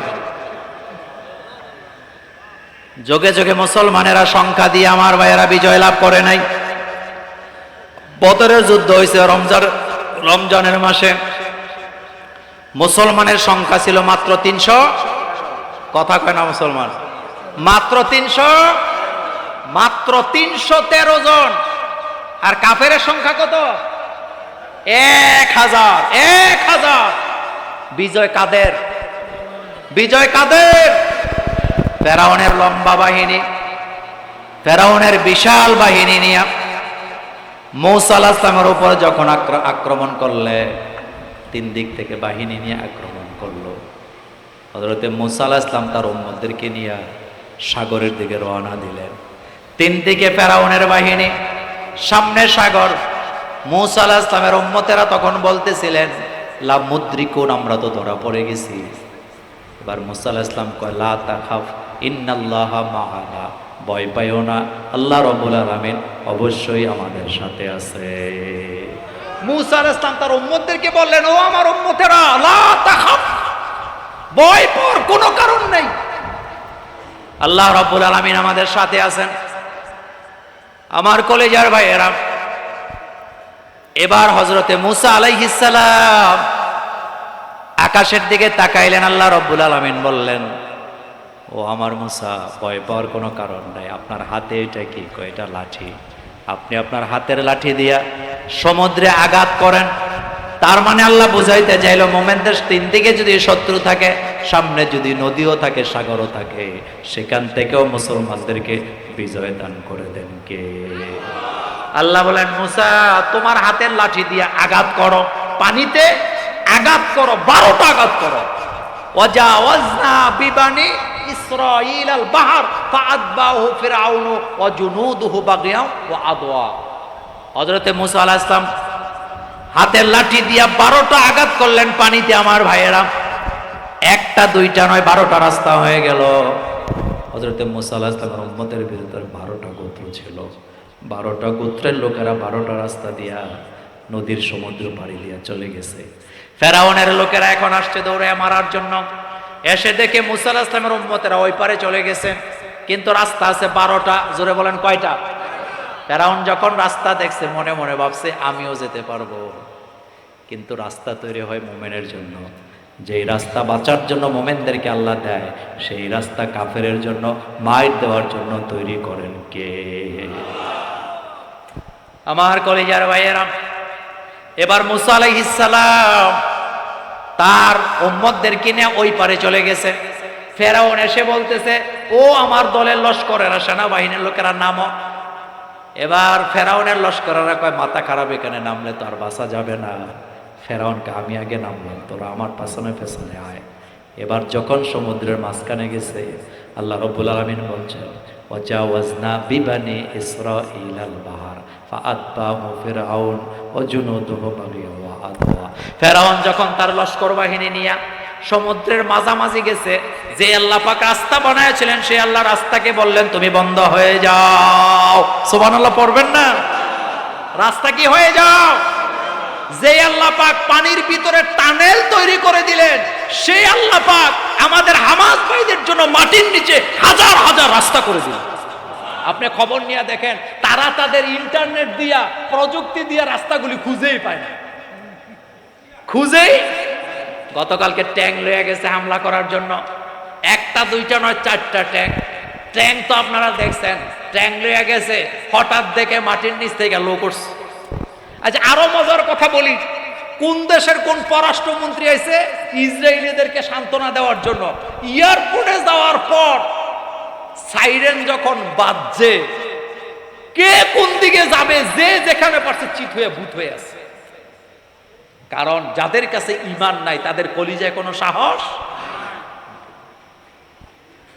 আমার কলিজার ভাইয়েরা, এবার আল্লাহ পাক বললেন, ফেরাউনকে যখন আমি পানিতে চুবানো শুরু করলাম, এবার ফেরাউন আকাশের দিকে তাকায় বলতেছে, আমানতু আন্নাহু লা ইলাহা ইল্লাল্লাযী আমানাত বিহি বানু ইসরাঈল। খেয়াল করেন ফেরাউন কত চালাক।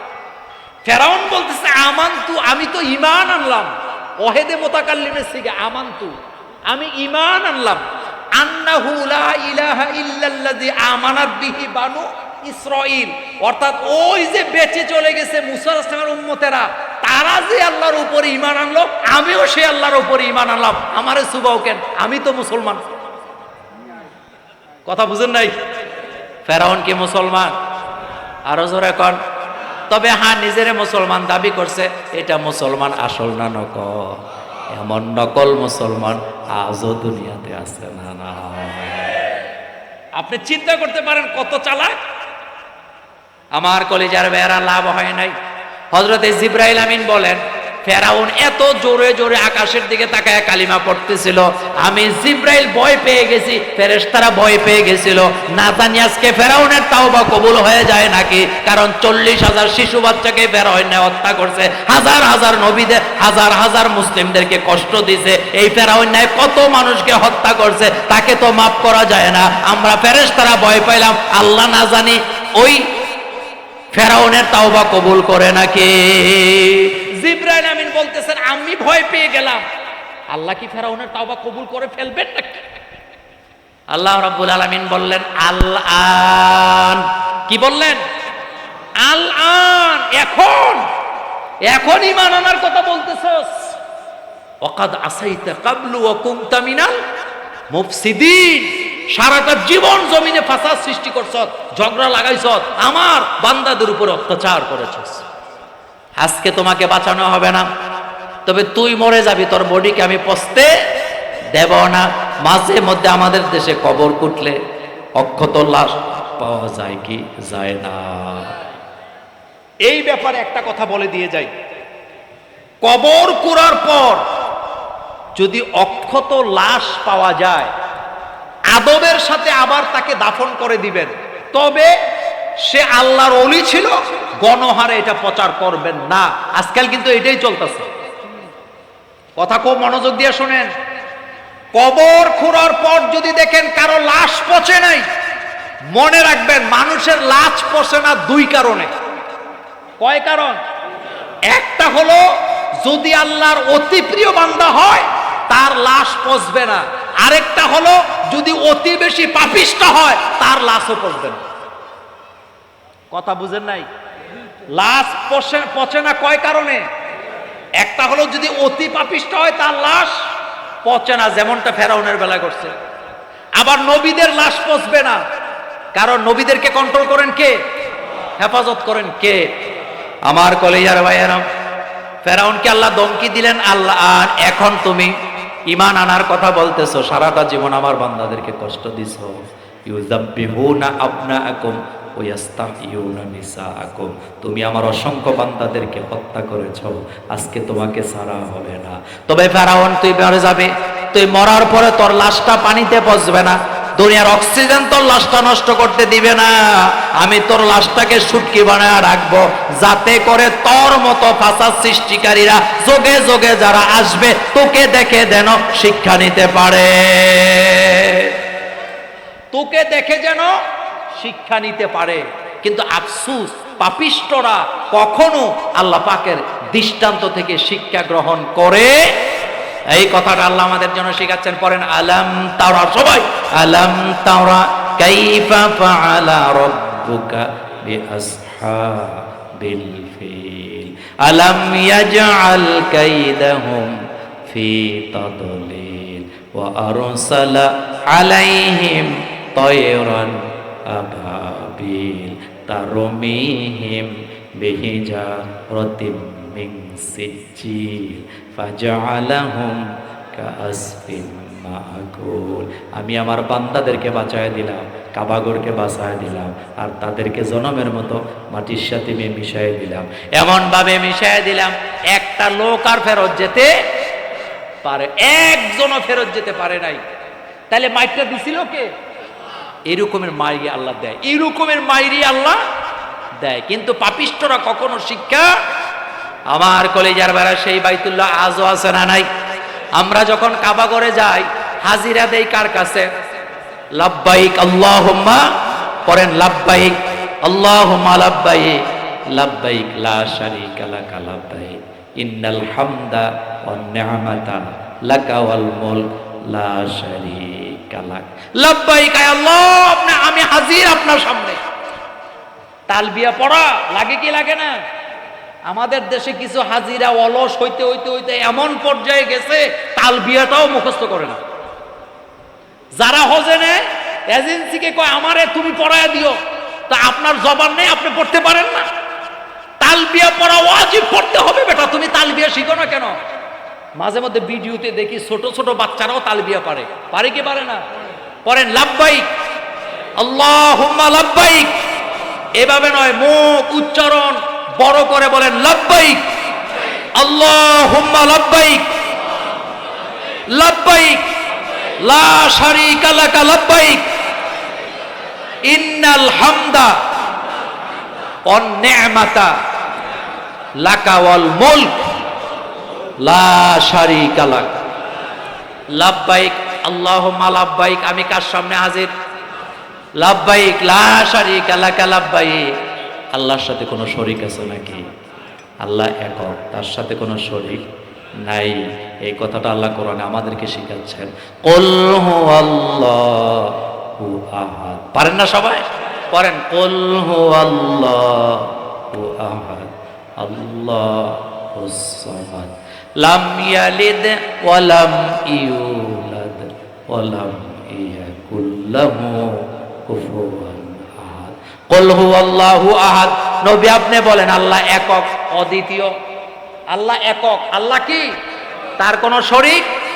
আল্লাহুস সামাদ, তিনি বেনিয়াদ, তার কোনো ছেলে নাই, তার কোনো মেয়ে নাই, তিনি কারো থেকে জন্ম নেয় না, তিনি কাউকে জন্ম দেয় না, তিনার সমকক্ষ ওয়ালাম ইয়াকুল লাহু কুফুয়ান আহাদ, আল্লাহর সমকক্ষ কেউ না।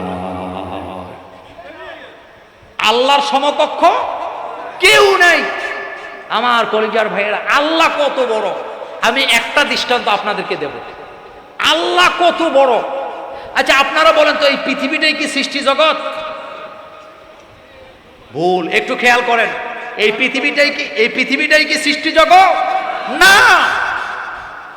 এই পৃথিবীটা যত বড়, আপনাদের মাথার উপরে যে সূর্যটা আছে পৃথিবীর তুলনায় 13 লক্ষ গুণ বড়।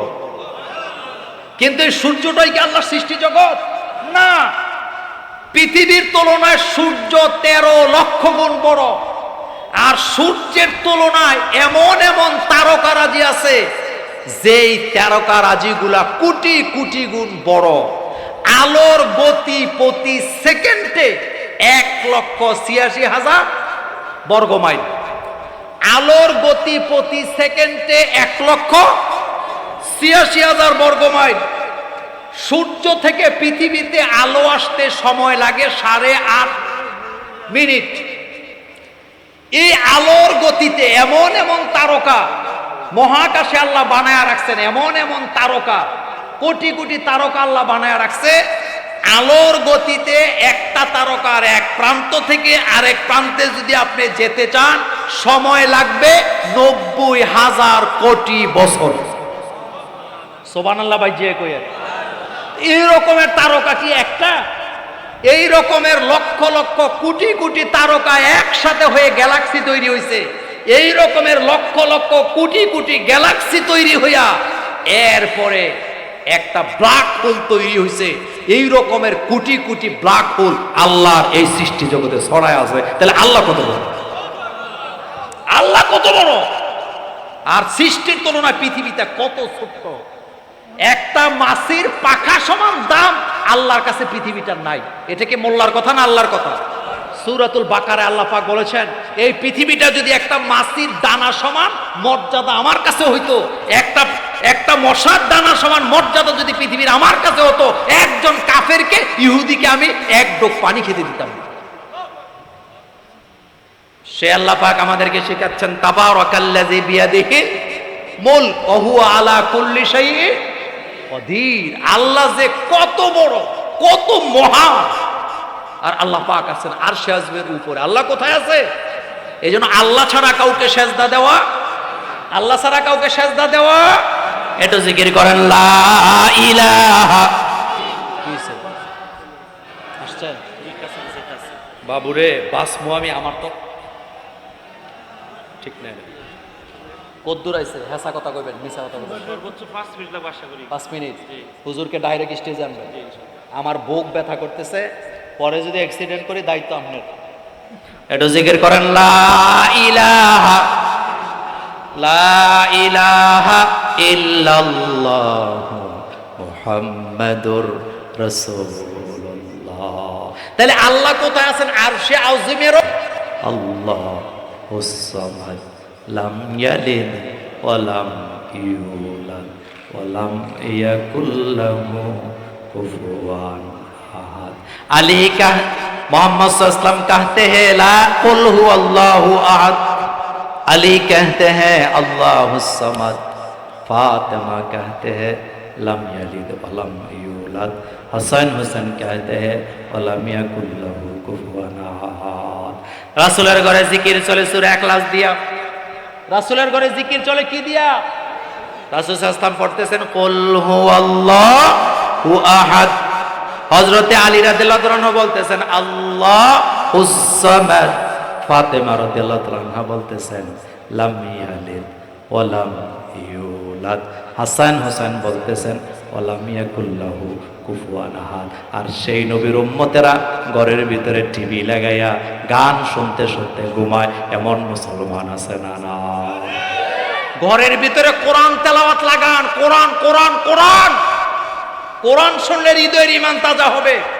আপনি যদি আপনার ছেলে মেয়েকে কোরআন পড়াতে পারেন, আপনার ছেলে মেয়েরা বিদ্যা বয়সে আপনার গলা চেপে ধরবে না, বরং আপনার পা টিপে দিবে, আপনার মাথা টিপে দিবে, আপনার মাথার মধ্যে তেল দিয়ে দিবে। আর আপনি যদি কোরআন শিখাতে ব্যর্থ হন, নামাজ শিখাতে ব্যর্থ হন, এই ছেলে মেয়েরা আপনার গলা টিপে ধরবে। বাপের লাশ দুনিয়াতে রাইখা নামাজ না পড়া, জানাজা না পড়া, সম্পদ নিয়ে টানাটানি করে এমন ছেলে মেয়ে আমাদের বাংলাদেশে আছে না নাই? আছে না নাই? আপনি আপনার বাপ মার সাথে যেমন আচরণ করেন, বিশ্বাস করেন আপনার সাথেও ভবিষ্যতে এমন আচরণ হবে। আরবিতে একটা প্রবাদ বাক্য আছে, কামাতা দিনু তুদান, যেমন কর্ম তেমন ফল। কোরআন শিখাবেন, কোরআনের ভিতরে আল্লাহ বলছে ওয়াকাদা রব্বুকা আল্লাহ তা'বুদু ইল্লা ইয়্যাহু ওয়া বিল ওয়ালিদাইনি ইহসানা। কোরআন ছাড়া মানুষগুলা কখনো মানুষ হতে, এটা সূরতে মানুষ।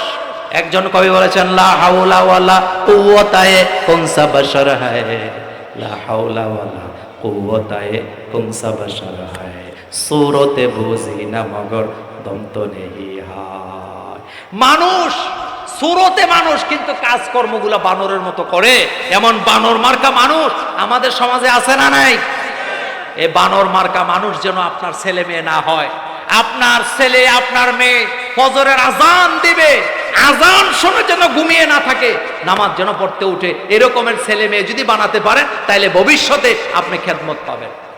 নতুবা আপনার কপালে দুর্দশা, দুর্দশা আছে। একটু জিকির করেন লা ইলাহা। আমাদের আওলাদের রাসূল একেবারে কাছাকাছি চলে আসছেন। আপনারা যারা এদিক সেদিক আছেন বসে যান, এসে যারা উঠছেন তারাও বসে যাবেন। তিনি একেবারে কাছাকাছি আসছেন, তিনি আসবেন। আসলে আমি কালকে আপনাদেরকে আগেই বলছিলাম আমি আগামী দিনে একটু দেশের বাইরে যাব, যার কারণে আমি আর আপনাদেরকে সময় দিতে পারছি না। আমি অনেক বেশি সময় ইচ্ছার বাইরে দিছি, বুক ব্যথা করতেছে। এখনো শীতের দিন আসে নাই, গরমের দিনের মাহফিল, তাও আমাদের মাহফিল প্রতিদিন প্রতিদিন। গতকালকেও করছি, তার আগের দিনও করছি, মাহফিল বন্ধ নাই। যাই হোক, প্রচন্ড গরমও পড়ছে। হুজুর আসার সাথে সাথে যারা বের হয়েছেন চা টা খাইয়া ঢুকে যাবেন। আল্লাহ আমাদেরকে কোরআনের জন্য কবুল করুক, আমরা বলি আমিন। এখন ইসলামী সঙ্গীত হবে, হুজুর আসলে হুজুরকে মাইক দিয়ে দেওয়া হবে। হুজুর চলে আসছেন, একেবারে কাছাকাছি চলে আসছেন। আমার জন্য দোয়া করবেন, আমিও আপনাদের জন্য দোয়া করি। ঢুকছে, আমি বসা থাকবো, একটা ইসলামী সঙ্গীত দেন, আমি বসা আছি। একটা লোক